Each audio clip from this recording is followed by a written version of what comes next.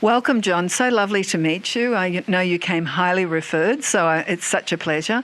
And I was wondering if you could tell me a little bit about Fiserv and what your role is there. So it's Fiserv. So at Fiserv, I'm with the digital banking group. And digital for us is a real strategic initiative for Fiserv. Really has been. Fiserv is a large financial services company. We serve, essentially a very, very large to the smallest of small financial institutions, both banks and credit unions.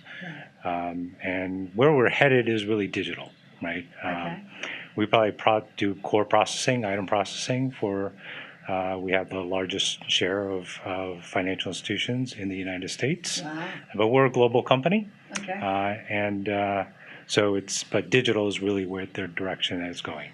And so the group that I'm with is focused on digital banking, which is online banking for mostly community-sized banks and super regionals, and then also payments. So we have a turnkey solution for Zelle, which is the bank's answer to Venmo for all intents and purposes. So person-to-person payments, real time, but also bill payments. But also we're doing a lot of innovation with our acquisition of Dovetail. So the Dovetail acquisition is really going to change how I think we're going to manage real-time payments. But Fiserv is really the largest, I think, FinTech company. So it sounds like you have to lead with the innovation if you're actually working for and with the banks. Is that correct? I think so, and I think that our customers are looking to us to lead with that innovation, because I think the one thing that they look at FinTech companies, they look at them, and I think that this will come out in the panel that we're going to have. But why are FinTech companies and banks and credit unions sort of eyeing each other? And I think a little bit is because banks and credit unions look at FinTech companies and they look at them with a little bit of distrust, quite frankly, because on the one hand, could they be helping them? On the other hand, could they be trying to replace them? And so you've got a little bit of that. In our case, our customers at least know that Fiserv is not going to become a bank or a credit union.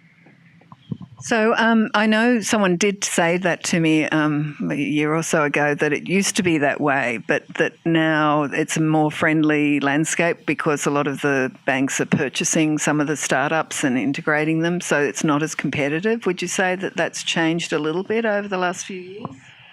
I think so. I think it might be a case of, keep your friends close and keep your enemies closer. Okay.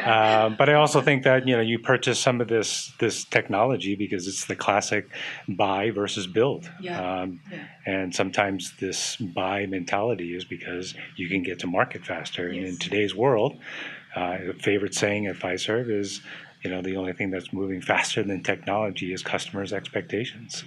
And customers' expectations are moving so quickly that sometimes you can't move fast enough. Keep up. So where do you think things are going as far as banking innovation goes in the future? Like, what's your personal vision of how that might look? Well, I think one area in particular that we're especially looking at and focused on is payments. I think that payments is an area that, if you look at one area, FinTech is reaching and touching all aspects of banking, but payments is really an area that where I think you see the most sort of innovation, you see the most amount of companies sprouting up.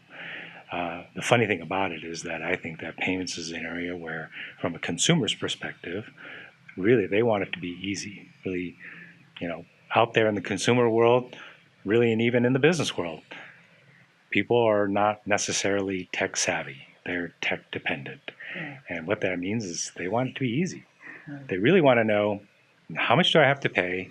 Who do I have to pay? And how quickly do I want to get there? They don't really need to know all the stuff that's happening behind the scenes. And with Fiserv, we're really all about making it easy. How can we set up a bill payment in 3 easy steps? How can we anticipate it so that you don't actually have to manually input the data to set up a bill payment? And one of the other issues I would imagine is cost saving. Is there, with these innovations, is there costs that are saved for the customer or the bank? Well, I think it's more for the bank than for Okay. the individual or for the consumer. I think for the consumer, it's really just making it easy. Okay. But Okay. for the bank, it's you know, how much easier is it for you to do that online or via your mobile device than to put it in an envelope, lick a stamp? I mean, it's so much cheaper. Yeah. It doesn't cost you anything to do it that And way. you don't have to go to the post office. And you don't have to go to the post office. And I think that's where These days. I think today that we did a study with Javelin where we found that the most amount of ability for us to transfer bills that are being paid is not from the existing e-biller direct or from existing bill payments, but it's those really kludgy methods of bill payment where people are going to the mailbox or calling or doing something other than what they're doing today. Look, thanks so much, John. I'm so looking forward to this panel. We did have a banking panel last year, and so I'm interested to see where things are up to now. Thank you. Thank you.